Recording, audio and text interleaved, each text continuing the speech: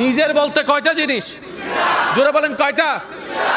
একটার নাম ঈমান, আরেকটার নাম নেক আমল। এই দুইটা জিনিস ছাড়া আমার বলতে, আপনার বলতে আর কিছু। এবার আসেন, অন্ধকার রুমে ঘুমাইতে পারে না এমন অনেক ভাইয়ের এখানে আছে না নাই? একটু জোরে বলেন না, আছে না? অন্ধকার রুমে থাকতে পারে না এমন অনেক বোনের আছে না নাই? তো কবর কি আলো না অন্ধকার?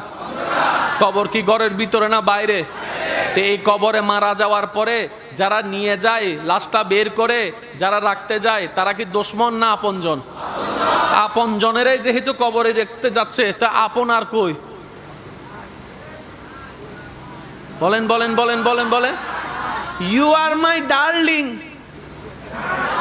কিছু কথা বলে না।